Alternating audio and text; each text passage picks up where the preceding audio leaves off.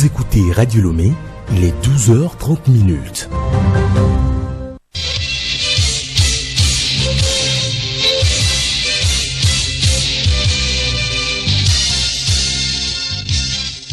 Magazine pluriel. Étienne Nabédé.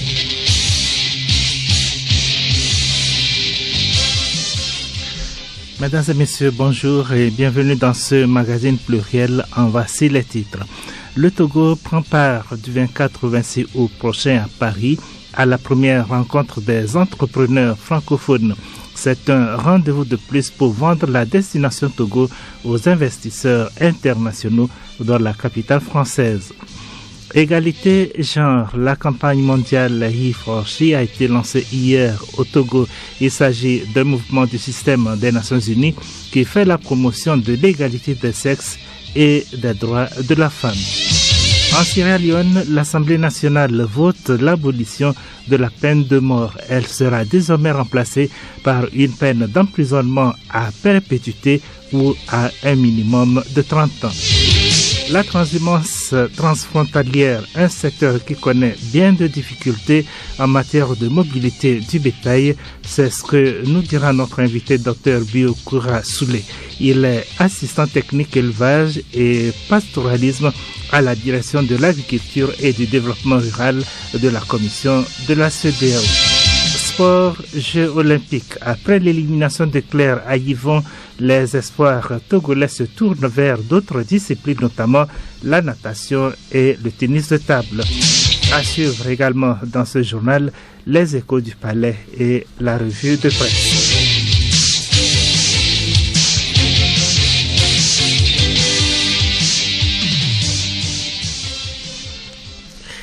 Mesdames et messieurs, à nouveau, bonjour. La campagne mondiale He4She a été lancée hier au Togo. C'est un mouvement du système des Nations Unies qui fait la promotion de l'égalité des sexes et du genre. Une occasion pour Madame le ministre de l'Action sociale, de la promotion de la femme et de l'alphabétisation à Djovi Lolonyo Apedo épouse Anakoma d'exprimer sa gratitude au PNUD pour cette initiative. Au nom du gouvernement, je tiens à exprimer notre profonde gratitude au programme des Nations Unies pour le développement, Bureau du Togo, au Bureau régional d'ONU Femmes pour l'Afrique de l'Ouest et du Centre et à tous leurs partenaires pour le choix porté sur notre pays. L'équité et l'égalité de genre ne concernent pas uniquement les femmes et les filles. C'est avant tout une question de respect des droits humains. J'exprime mes sentiments de profonde gratitude aux initiateurs du He4She pour avoir su identifier ce défi pertinent qui demeure une préoccupation majeure dans notre pays comme ailleurs. Le mouvement for He4She entend impliquer les hommes dans le combat de l'égalité des sexes et des droits de la femme.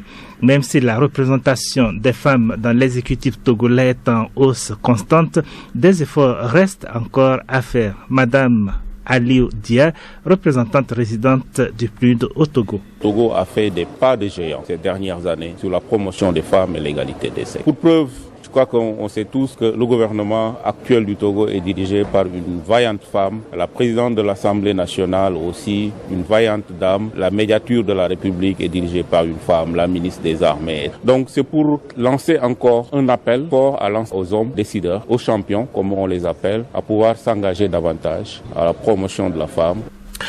C'était donc M. Aliou Dia, représentant résident du PNUD au Togo. He4She, rappelons-le, a été lancé le 20 septembre 2014 par les Nations Unies via l'ONU Femmes. Notre pays est le 4e État en Afrique après le Rwanda, le Kenya et le Ghana à l'accueillir. Une cérémonie d'adieu aux armes au profit des militaires et gendarmes admis à faire valoir leur droit à la retraite d'ancienneté dans les forces armées togolaises à compter du 30 mai 2021 a eu lieu hier à la garnison du 3e RI de Temedia.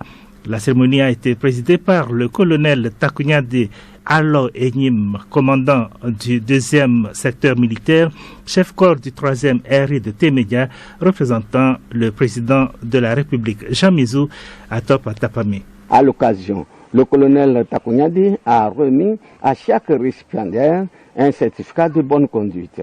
La cérémonie vise à reconnaître la valeur militaire des récipiendaires. Il s'agit également de leur rendre un hommage particulier pour leur engagement, leur loyauté et leur sacrifice au cours des années de service sous les drapeaux. La cérémonie a pris fin par une réjouissance au foyer du camp des médias en présence de quelques invités. Jean Mizou, agence togolaise de presse à Tapamé pour Radio Lomé. Les femmes journalistes et communicatrices prennent part depuis jeudi à Atakwame à un atelier de formation.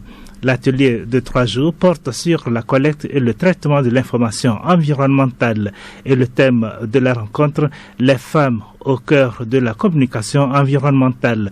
L'atelier qui prend fin ce samedi veut impliquer les femmes dans les bonnes pratiques de la gestion durable des terres et des forêts.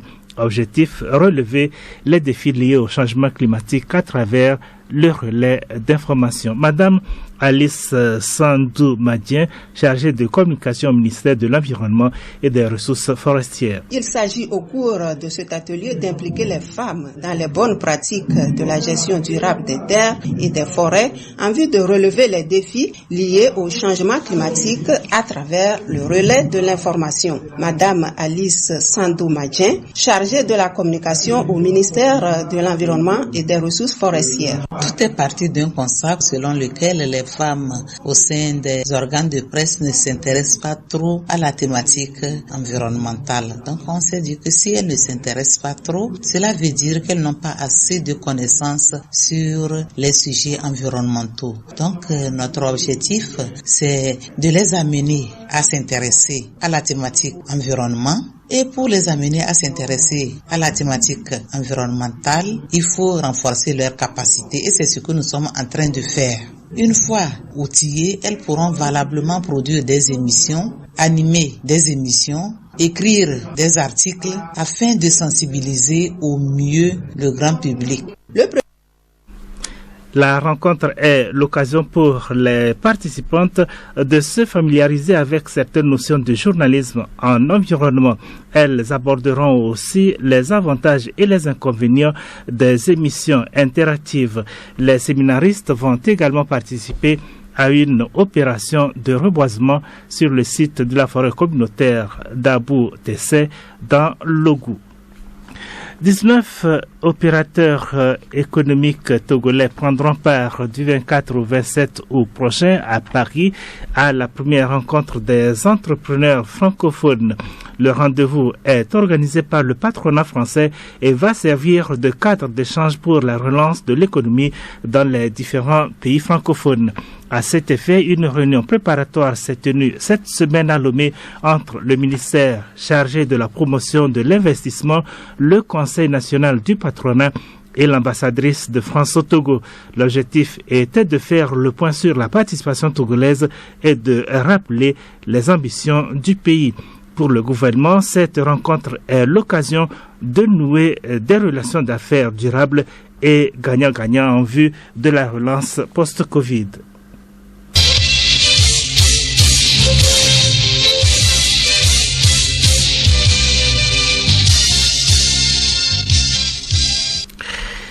La rentrée au Centre national d'instruction des forces armées togolaises se fera par vagues successives.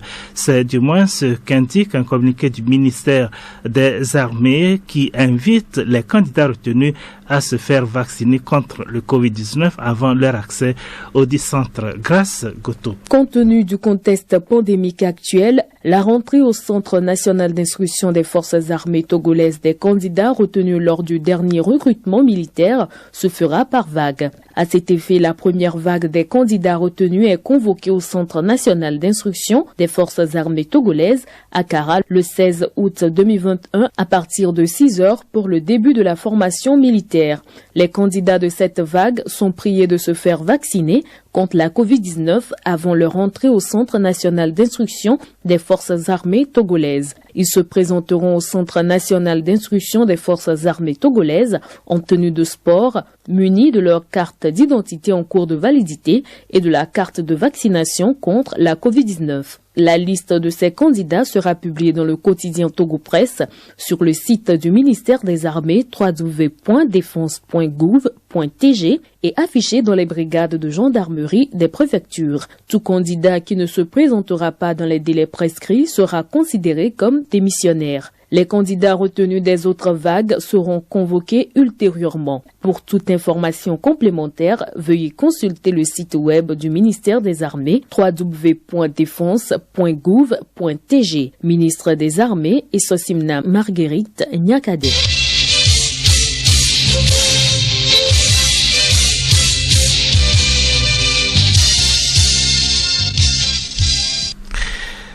Les événements porteurs de risques tels que la maladie, la vieillesse et les accidents, lorsqu'ils surviennent dans la vie d'un travailleur, qu'il soit du secteur formel ou informel, réduisent ses moyens financiers.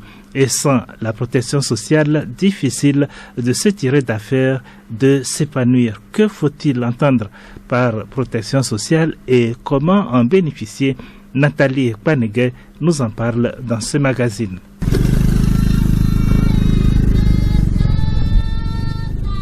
Tout comme le salarié, le travailleur de l'économie informelle au cours de sa vie fait face à la vieillesse, aux accidents, à la maladie ou encore à l'invalidité.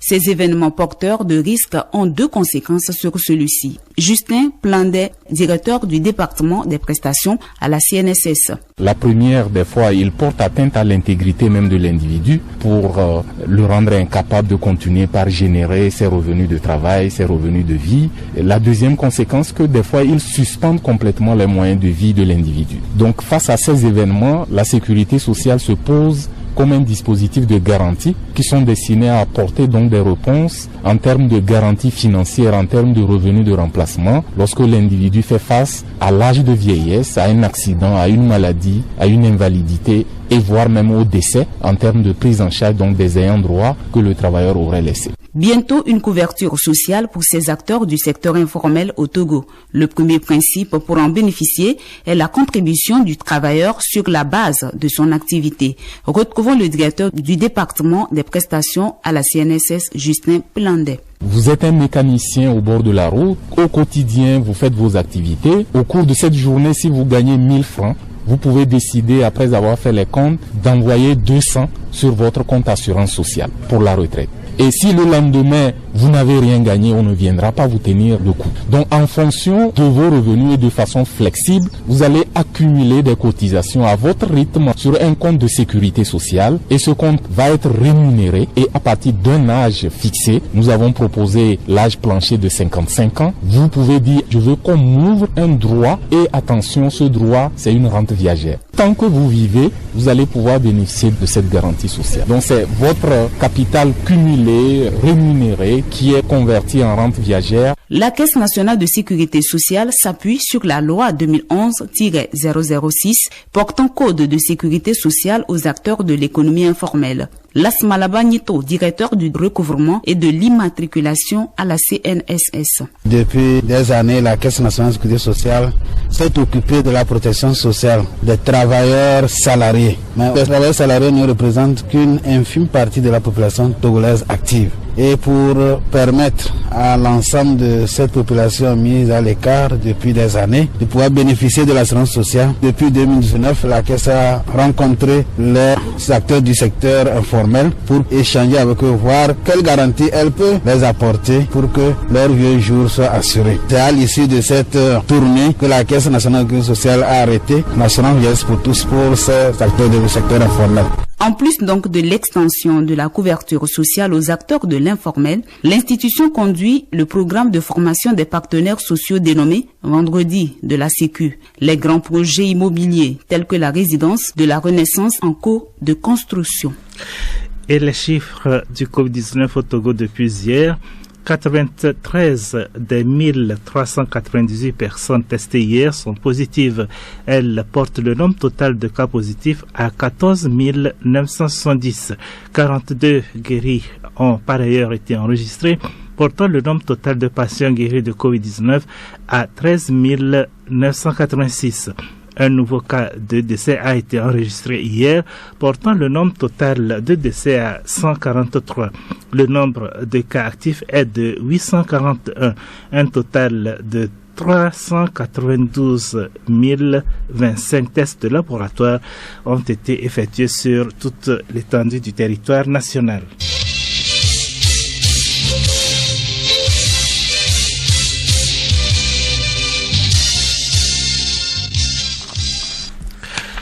Au Mali, l'enquête se poursuit après la tentative d'assassinat il y a quelques jours contre le colonel Assimi Goïta, le président malien de transition. Une source proche de l'enquête affirme que l'agresseur du président serait de nationalité malienne et n'est pas enseignant de profession comme annoncé par certains dans un premier temps. En attendant la suite des investigations, les enquêteurs sont sûrs que l'homme voulait attenter à la vie du colonel Assimi Goïta qui a été légèrement blessé. C'est mardi prochain, le 27 juillet, que le président ivoirien Alassane Dramane Ouattara va rencontrer au palais présidentiel son prédécesseur Laurent Gbagbo. À la veille de cette rencontre, les Ivoiriens espèrent beaucoup paix et réconciliation, deux mots qui n'ont jamais été autant prononcés par les Ivoiriens. Pour les Ivoiriens et Ivoiriennes, cette première rencontre entre Alassane Ouattara et Laurent Gbagbo est censé marquer un pas important vers la réconciliation nationale et l'apaisement du climat politique ivoirien. L'Assemblée nationale sierra-léonaise a voté hier l'abolition de la peine de mort. Désormais, la peine capitale sera remplacée par une peine d'emprisonnement à perpétuité ou à un minimum de 30 ans. Toutefois, le pays a été critiqué par les défenseurs des droits de l'homme pour n'avoir pas aboli officiellement la peine de mort, bien que les dernières exécutions y remontent à plus de 20 ans et que les sentences soient généralement commuées en peine de réclusion à perpétuité. Charlotte Ahar. Lors d'un vif débat hier vendredi entre les 146 membres de l'Assemblée nationale, le chef de la majorité parlementaire a appelé ses collègues à voter l'abolition de la peine de mort. Pour Matteo Numa, il s'agit d'un sacrifice pour conformer la Sierra Leone aux meilleures pratiques internationales. Ce vote intervient alors que la peine capitale est de plus en plus rare en Afrique. Le Malawi l'a ainsi aboli en avril et le Tchad l'année dernière. En Sierra Leone, les dernières exécutions ont eu lieu en 1998 quand 24 officiers de l'armée ont été mis à mort après une tentative de coup d'État un an auparavant. Et pour son entrée en vigueur, le président Julius Maada Bio doit encore promulguer le texte. Selon Amnesty International fin 2020, on comptabilisait 144 pays abolitionnistes en droit ou de facto, c'est-à-dire n'ayant pas procédé à des exécutions au cours des 10 dernières années, soit près des 3/4 des États dans le monde. En rappel, la constitution sierra-léonaise de 1991 prévoit la peine capitale pour le vol aggravé, le meurtre, la trahison et la mutinerie.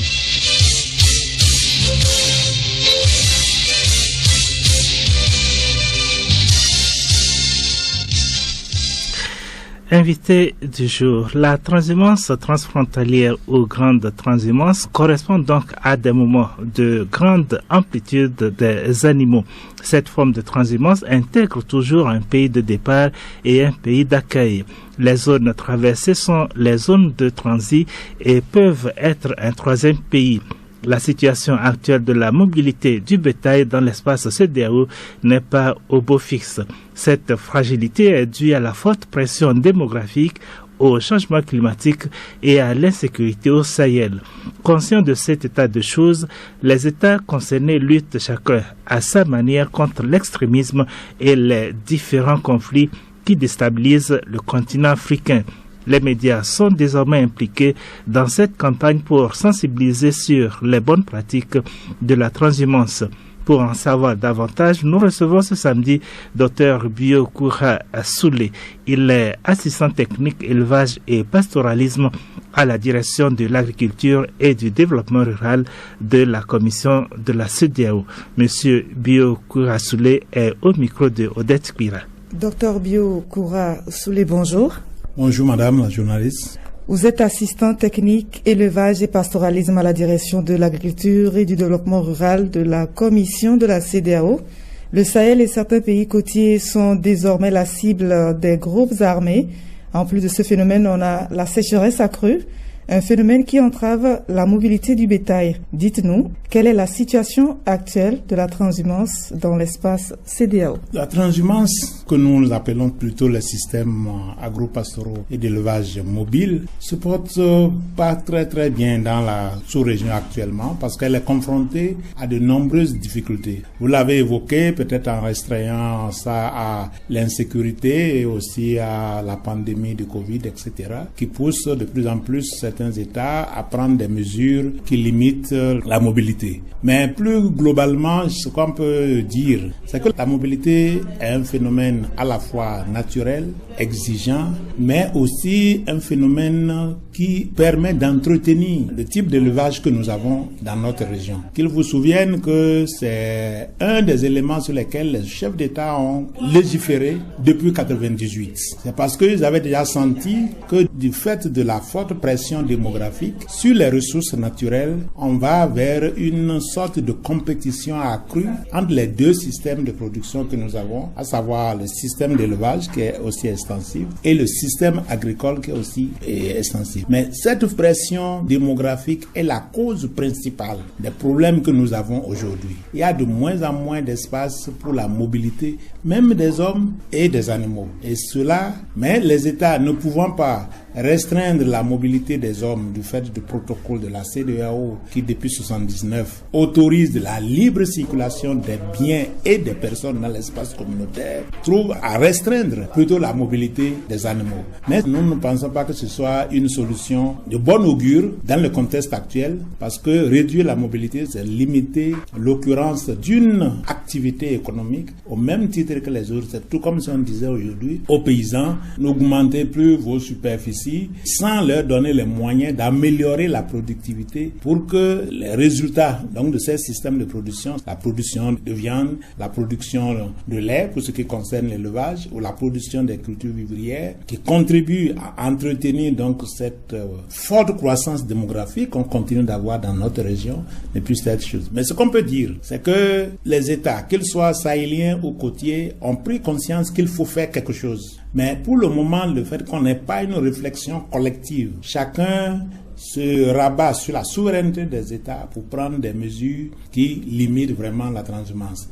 Mais la question, c'est de savoir, avec la porosité de nos frontières, est-ce que nos pays sont réellement en capacité de limiter cette mobilité? Les actions au niveau régional et dans les pays se multiplient depuis des années pour freiner ces violences et faciliter la libre circulation. Mais l'extrémisme violent s'accroît dans le Sahel. Qu'est-ce qui est fait concrètement pour réduire cette perte en vies humaines et le vol du bétail? Bon, le vol du bétail, les pertes en vie humaine, ça c'est peut-être d'autres phénomènes qui sont... Vous savez, nous sommes dans une région où circulent énormément d'armes de guerre, notamment les armes de petit calibre, etc., mais qui circulent énormément. Et autant les agriculteurs que les éleveurs sont armés. Mais ça aussi, c'est moins la faute de la CEDEAO, mais plutôt de la responsabilité des États. Parce que le port d'armes par un individu dans un État qui se respecte, obéit à un certain nombre de réglementations, de normes. Or, les États aujourd'hui ne se donnent plus les moyens de pouvoir contrôler exactement la circulation des armes légères. Et c'est cette circulation infranationale qui débouche sur les dimensions transfrontalières et qui fait qu'aujourd'hui, on se plaint que l'activité qui suscite plus de mobilité visible, donc le pastoralisme, est accusée à tort ou à raison d'être le vecteur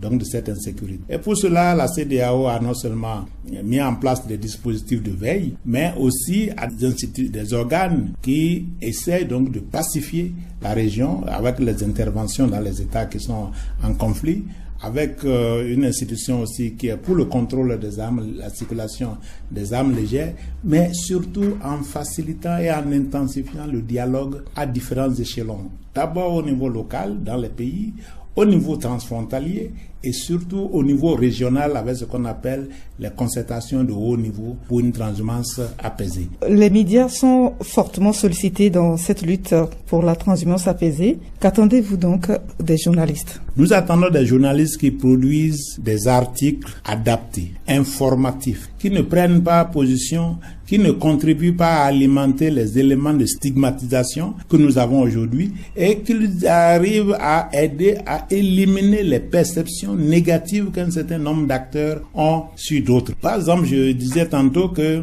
dans notre région aujourd'hui, on a tendance à confondre éleveur transhumant à un terroriste, à un djihadiste, parce qu'ils portent peut-être d'armes pour se défendre, comme les vols contre toute autre forme d'agression. Mais cela est possible parce que aujourd'hui, les États aussi n'ont pas pu prendre des mesures sécuritaires assez importantes. Donc, pour nous, les journalistes doivent contribuer à bien structurer le dialogue intercommunautaire, à bien communiquer sur des bonnes pratiques et arriver à concilier par un dialogue franc, direct mais bien construit les communautés, aussi bien d'agriculteurs que d'éleveurs que nous avons dans nos localités. Parce que quand on regarde la manière dont ça fonctionne aujourd'hui, la démarcation nette entre agriculteurs et éleveurs devient de plus en plus faible. De plus en plus d'agriculteurs deviennent éleveurs ou ont des animaux qui confient à des éleveurs, et des éleveurs sont de plus en plus agriculteurs parce que ça constitue également un complément important d'activité pour satisfaire à leurs besoins, pour renforcer la résilience face aux différents chocs qui arrivent. Et ces chocs ne sont pas seulement que d'ordre sécuritaire. Vous l'avez cité, c'est des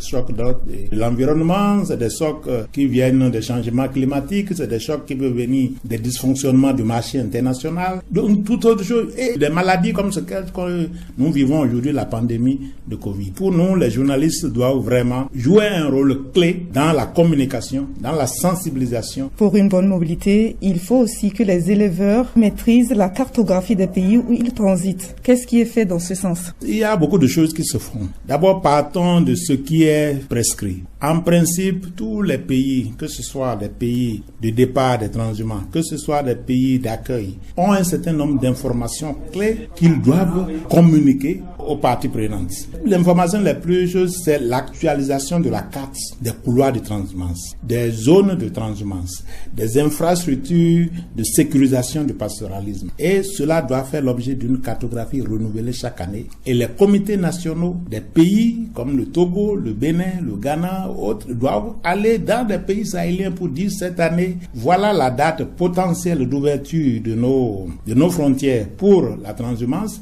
voilà les endroits où il est permis d'aller, voilà par où il faut passer pour aller, et cela est censé reposer sur des raisons objectives. Raisons objectives, c'est le calcul de la charge pastorale, parce qu'on dispose de ressources pastorales à ces endroits, on dispose de l'eau à ces endroits, et les pays sahéliens eux-mêmes doivent communiquer le nombre d'animaux qui doivent entrer dans les pays d'accueil.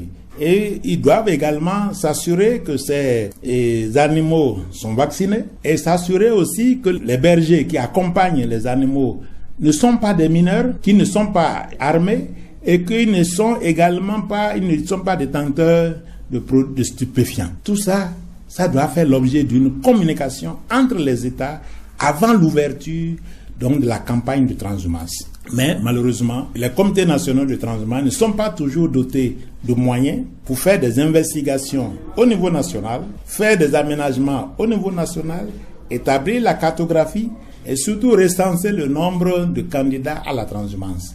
Et ça fait que ça traîne, et quand il y a quelques projets, ils financent, ils subventionnent, mais quand il n'y a pas de projet, les budgets des États ne prennent pas vraiment conscience de l'importance de cette disposition préliminaire. Justement, dans ce contexte, le Bénin a limité depuis 2020 la transhumance aux troupeaux nationaux. Que fait la Commission pour la reprise de la transhumance transfrontalière dans ce pays? Oui, vous savez, le Bénin, comme le Togo, comme le Ghana, comme la Côte d'Ivoire, c'est des pays souverains. Et ce que la Commission de la CEDEAO essaie de faire, c'est d'engager une réforme assez profonde et une discussion avec ces pays pour comprendre le bien fondé de leur stratégie et surtout d'introduire quelques éléments d'action commune. Et on pense aujourd'hui que si le Bénin en arrive là, c'est parce qu'ils ont fait des travaux et qui doivent être validés au niveau régional sur la capacité de charge des régions du Bénin qui sont en capacité donc d'accueillir encore le bétail. Le pays met également en avant des questions de sécurité. Donc il faut qu'on puisse les rassurer que les bergers qui arrivent ne sont plus armés et que les conflits qu'on a, ce ne sont plus des conflits violents qui n'engendrent pas des dégâts importants ou qui n'engendrent pas des pertes en vie humaine. Docteur Biokoura Soulé, je rappelle que vous êtes assistant technique élevage et pastoralisme à la direction de l'agriculture et du développement rural de la commission de la CEDEAO. Votre message pour conclure. Je voulais exhorter les pays à engager des réformes profondes pour sécuriser les systèmes d'élevage que nous avons. Ces systèmes d'élevage comportent également une dimension pastoralisme, une dimension mobilité. Et je crois qu'on ne peut pas arrêter du jour au lendemain un système aussi brutalement. Si on ne veut pas détruire un patrimoine, que ce soit économique, que ce soit culturel, même environnemental. Donc le plus important aujourd'hui, c'est que les pays reprennent le dialogue sur cette dimension pouvoir. Parce que ce qui peut se passer, en bloquant aujourd'hui la mobilité, notamment transfrontalière, on crée d'autres problèmes plus importants dans le Sahel. Les pays sahéliens sont comme dans un étau important. Pression djihadiste au nord, qui les fait fuir pour venir vers les régions méridionales. Pression démographique qui fait que les pays côtiers prennent des mesures pour limiter leur arrivée, mais ils vont aller où? Et plus ils descendent et moins on sécurise dans les pays sahéliens, ça veut dire que non seulement ils vont perdre une partie de leur richesse dans cette région, et corrélativement également, cette complémentarité agroécologique que nous exploitons en faisant descendre des animaux pour les commercialiser dans les pays côtiers, mais ça transforme l'ensemble de la région en une région importatrice nette de protéines animales, ce qui va fragiliser nos équilibres budgétaires, nos balances de paiement et modifier nos habitudes alimentaires parce qu'on ne connaît même pas exactement de quoi c'est fait ce que nous importons, notamment la poudre de lait. On ne sait pas de quoi c'est constitué aujourd'hui et ça peut avoir des répercussions à court et moyen terme très néfastes sur l'économie agroalimentaire de notre région. Donc il est du devoir et de la CEDEAO et des acteurs de prendre à bas le corps cette question, d'analyser comment on peut arriver à transformer positivement, à maîtriser les dynamiques en cours, à maîtriser la transformation des systèmes d'élevage mobile pour en faire de véritables outils de développement comme eux-mêmes, tout le monde aspire. Docteur Biokoura Soulé, merci. Merci beaucoup.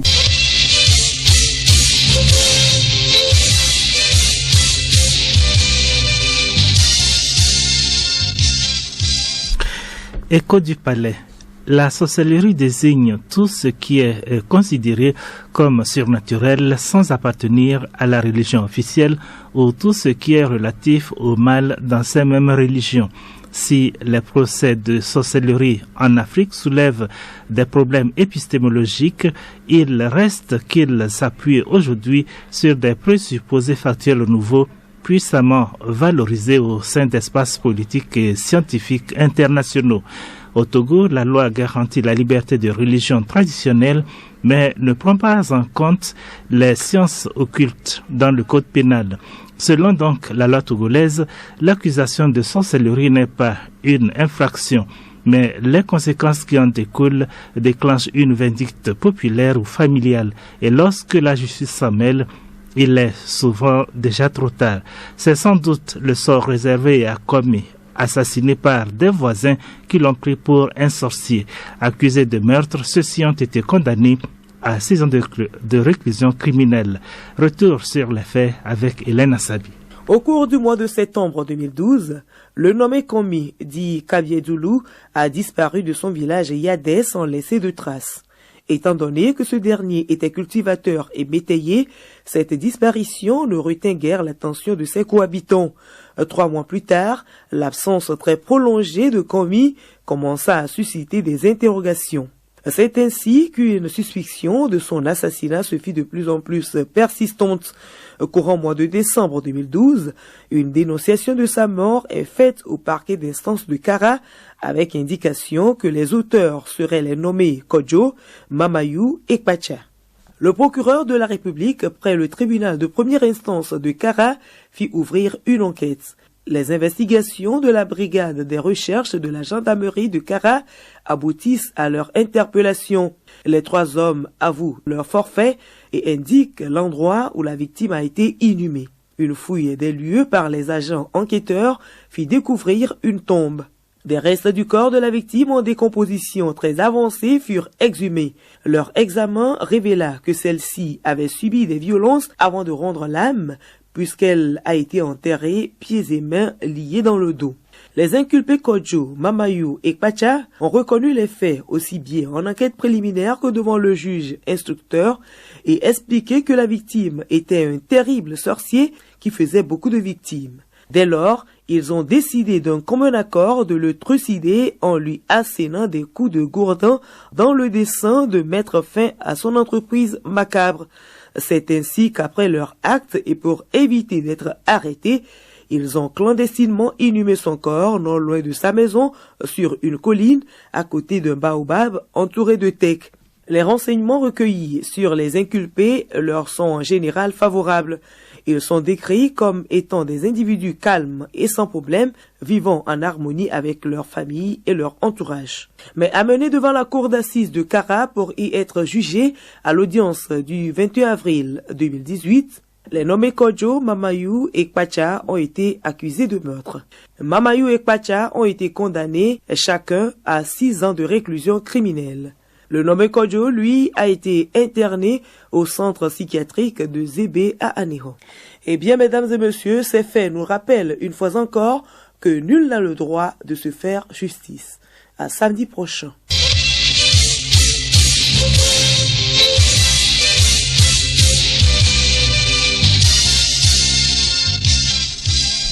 Du sport, Jeux olympiques.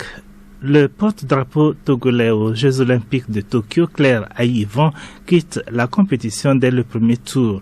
Elle termine 4e dans sa discipline.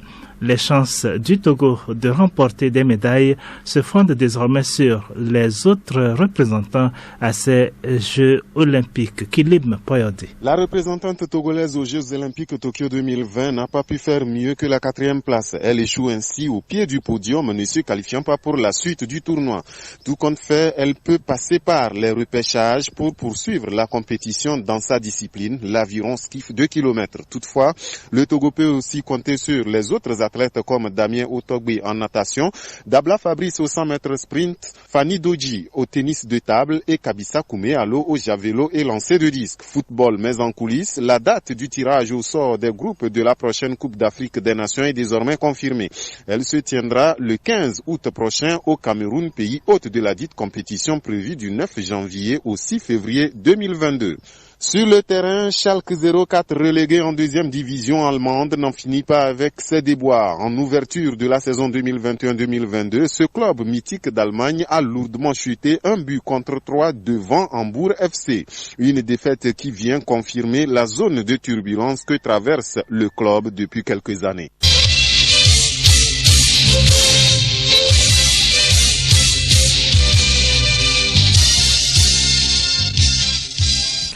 La revue de presse pour clôturer ce journal, divers sujets ont été abordés cette semaine par la presse togolaise. Il s'agit entre autres du rapport de sécurité routière du premier semestre de l'année 2021. Le rapport a été rendu public cette semaine. Juliette Kandé. Le rapport sur la situation des accidents de la route au premier semestre 2021 fait état de 3815 cas d'accidents, 346 personnes décédées et 4721 personnes blessées. Ce rapport indique une hausse des chiffres comparativement à ceux de la même période l'année dernière. Le journal La Nouvelle Tribune a fait une synthèse de ce rapport conjoint des ministères en charge de la sécurité et des transports. L'excès de vitesse, principale cause d'accident de la route. C'est sous ce titre que le Libéral présente ce rapport publié lors d'une conférence de presse cette semaine. En effet, l'excès de vitesse vient en tête de toutes les causes selon les conclusions du rapport. En politique, après que l'ANC ait quitté la concertation nationale entre acteurs politiques et CNAP, peu avant la fin des travaux, le médium écrit « Le train partira de nouveau sans l'ANC ». Le journal estime que c'est du déjà vu. Cette stratégie de quitter les travaux et ce départ n'émouvra personne. Le quotidien Liberté demande de son côté que soient publiées les propositions de la CNAP. Ainsi, le journal titre à sa une « Refus de rendre publiques les propositions de la CNAP ». Le mépris des partis politiques vis-à-vis du peuple. Toujours sur le même sujet, la dynamique Monseigneur Bodjoro interpelle les ambassadeurs européens au Togo, notamment le groupe des 5, à trouver de vraies solutions à la crise togolaise, mettant en avant l'échec de la CNAP. La dynamique tient pour preuve l'annonce du ministre de la décentralisation à la fin des travaux. Un article à retrouver dans Togo Matin. L'autre sujet dans les parutions de cette semaine, la signature d'un contrat entre une société privée d'entretien et la ministre du Développement à la base, alors justement que le ministère disposait déjà d'agents d'entretien. Le correcteur explique que la ministre, directrice générale de l'INAM, malgré son cumul de fonctions, a décidé de mettre fin aux fonctions de 2 agents d'entretien au sein du ministère qu'elle met désormais à la disposition du ministère de la fonction publique avant d'engager une société privée d'entretien. Une situation qui explique bien la course effrénée au trésor et à l'enrichissement sur le dos de l'État de certains ministres et responsables, selon le journal.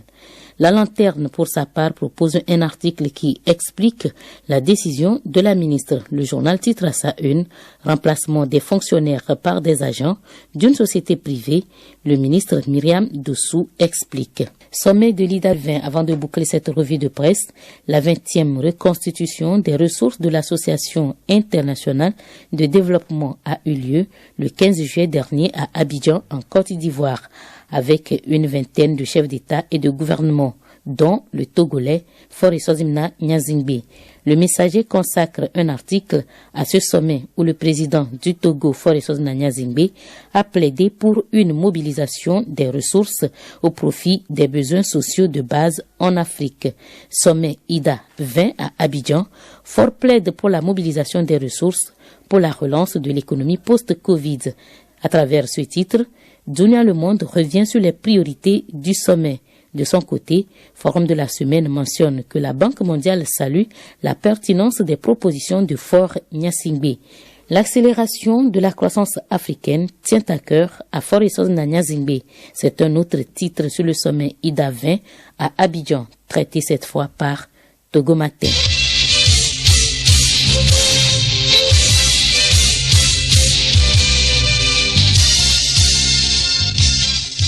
Pluriel, le magazine hebdomadaire de Radio Lomé. Mesdames et messieurs, c'est ainsi que s'achève ce journal magazine Pluriel. Merci de nous avoir suivis et merci de nous rester fidèles.